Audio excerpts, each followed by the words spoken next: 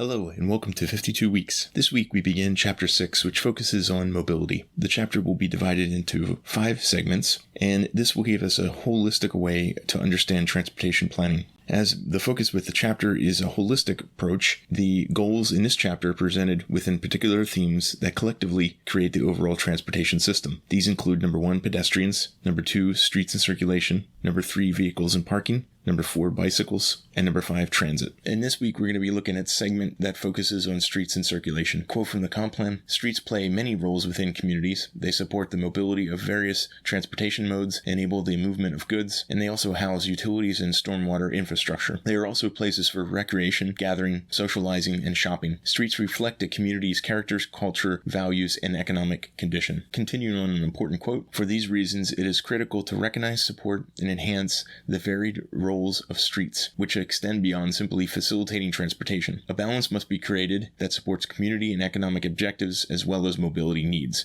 This is where a rich street life is important. It's beyond just getting people to and from places or moving them through the city. Looking at Harrisburg back in the 50s, beginning in the 1950s and following the national trends of suburbanization and rapid growth in automobile use, the exclusive focus on moving cars created an imbalance of many streets in Harrisburg. So Harrisburg followed what was happening nationally, and the focus shifted to getting people in and out of town rather than using them as places to go and shop and live and work. What is really critical to understand is that these changes, which reflected contemporary practices, made non-automobile travel less pleasant, safe, and feasible. Since that time, much of the transportation emphasis has been on moving commuters in and out of Harrisburg on weekdays. Continuing on this history lesson, thus roads were designed to maximize automobile throughput during the peak periods, significantly underutilizing the network during all other times. This imbalance had a detrimental effect on local residents and businesses by negatively impacting residents' quality of life, hampering the mobility of other modes,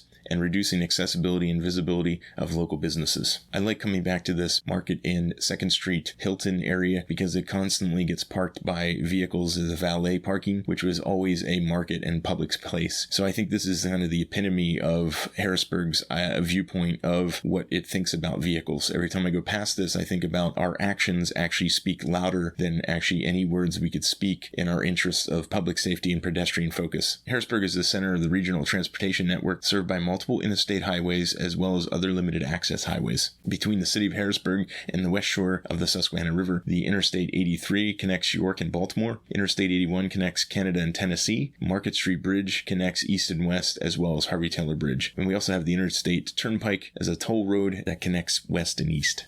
What's important to recognize in Harrisburg is the classifications of roads. In this case, there's interstates. This is important because when you look at federal and state roads that travel through Harrisburg, the classification using the federal function classification system classifies roads according to the general volume of traffic that they're intended to carry and the frequency of required land access, i.e. this is the access to private property typically by a driveway. When we look at the classification system, this classification system helps to identify the purpose and expected use of each of the roadways, but only from a vehicular perspective. It does not describe the street's characteristics related to bicycle or pedestrian facilities. Pennsylvania Department of Transportation, PennDOT, manages these roadways. This is something of interest because we don't care about the character of the streets. The streets' main focus are from a vehicular perspective, and that's why we have an issue whenever we come up to the city needing the state roads designed for the city needs. They're really not a focus of an urban context. It's from a car perspective of driving and the safety of vehicles rather than pedestrians. So it's pretty easy to figure out that Front Street's crossings, as well as the new bike lane that was built a couple years back, doesn't even fit the needs of the cyclists or pedestrians that live in the neighborhood. That's a thing that we need to be pushing upon whenever state roads, these classifications of roads, do not consider the public transit and multimodal transit.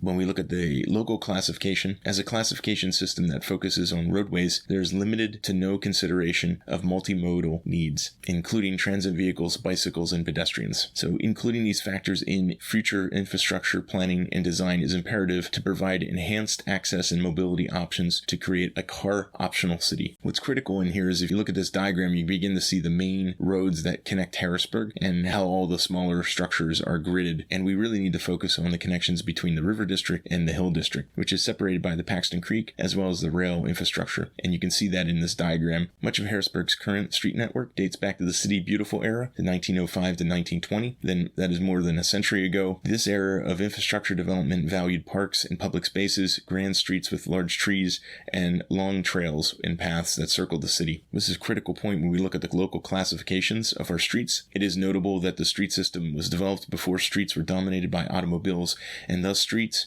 were safe, enjoyable to use at slow paces, whether you're on foot, you're a bike, horse and buggy, streetcar, or automobile. Throughout the city, there's a network of narrow named streets and to function largely as alleyways to support rear yard and garage parking. The railroad tracks present a significant obstacle to travel across Harrisburg. Except for the Interstate 81, there are no surface street crossings for the 3 miles north of McClay Street overpass. South of McClay Street, there are only 6 crossings in the remaining 3 miles of the city. Due to the scarcity of opportunities to cross the tracks, each of these crossings has been prioritized for vehicles with minimal right-of-way available for the non-vehicular traffic.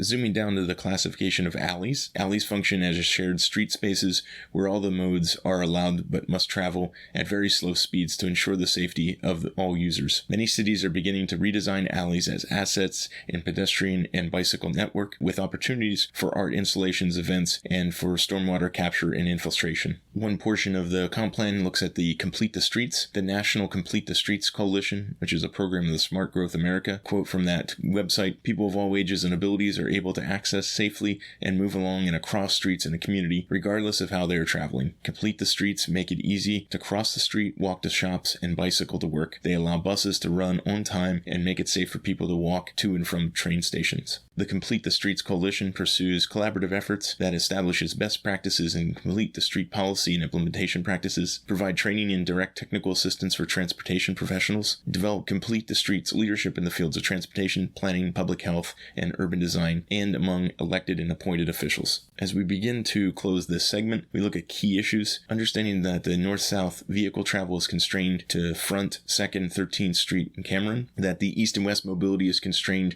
by limited crossings of railroad tracks and Paxton Creek. And we look at the areas of Sycamore, Paxton, Mulberry, Market, State, Herr, and McClay. So the grid to the east of the tracks is less uniform and contains a number of diagonal streets, such as Dairy Street and Paxton Street. This increases delays in intersections for cars, trucks, and buses, and for pedestrians and cyclists. They create difficult, unsafe, and unpredictable crossing environments. And summarizing the key issues, Harrisburg lacks street design guidelines and standards for local streets and intersections with state and federal roads. This is the real crux of mobility and streets and circulation, is that we go through any planning process. There are no real guidelines for what's happening on 2nd Street with a two-way conversion, or whenever we have 6th and 7th Street redesign. Anytime we're going to go through this the next decade, we're going to continue to go through these public planning processes where everybody gets input, where we should be looking at a design guideline that's put together by the Harrisburg Planning Commission and also adopted by City Council to show what are the streets that we'd like to have and a variety of those things. This isn't to say that there is no room for public participatory planning. That's very important at the level of neighborhood reinvestment, and that's part of the small area plans and neighborhood plans. Once the process of developing standards and guidelines is complete, then this can be part of the public review process about those types of roads. And our city should ensure that everybody is getting a chance to vote, and also the public record is made to show what people voted on. These are all recommendations within the Harrisburg Comprehensive Plan. In summary of the goals within streets and circulation, Goal 3.4, recognize that all modes of travel, including walking, cycling, transit, and vehicular modes, contribute to an economically and socially vibrant city. Goal 3.5, design and manage streets that provide accessibility and comfort for all users. Goal 3.6, emphasize the role of streets as public open space and cultural expressions of Harrisburg's many neighborhoods. Goal 3.7, support the development of a sustainable, resilient mobility system, promoting improved public and environmental health. Goal 3.8, improve Harrisburg's street network to enhance connectivity between neighborhoods and expand regional transportation options. Goal 3.9, promote the use of technology to inform and educate city residents and workers about mobility choices. And lastly, we look at actions. Action M13 is looking at technology and establish a mode share goal that supports a shift towards sustainable transportation and collect and monitor data on mode share on a regular basis. M14 connected back to design guidelines, develop a local street hierarchy that identifies existing street types within Harrisburg and provides design guidelines that detail appropriate facilities for each type, such as minimal sidewalk widths, types of biking facilities, and bus stop guidelines. What's critical in here is that I remember this happening back in 2005 and 6 within the city. I don't know whatever happened to that, but that document was generated out there. The city went through that study process and even measuring out how far restaurants could come out into the public space on 2nd Street. All that data was collected. Not much was done with it in creating final design guidelines for streets and sidewalks. So here we are a decade later without any of that data, which could have been very helpful for any streetscape design with 2nd Street or 6th or 7th Streets. To give an example where design guidelines can be applied, this is a really good design problem on how the paving of the roads is designed, as well as cross traffic through the intersection. Poor design moves could have been avoided. This happened back in the mid-2000s. The paving doesn't match patterns of vehicle travel, which can confuse drivers. Action M15, conduct a citywide circulation study to explore the benefits of squaring the city through the state hospital complex. So this takes a zooming back out to look at the holistic approach into squaring the city. That was an idea that came up from Chapter 4, and this is something to be thinking about in long-term growth for the next decade. This concludes the streets and circulation segment within Chapter 4 Mobility. Thank you very much and take care.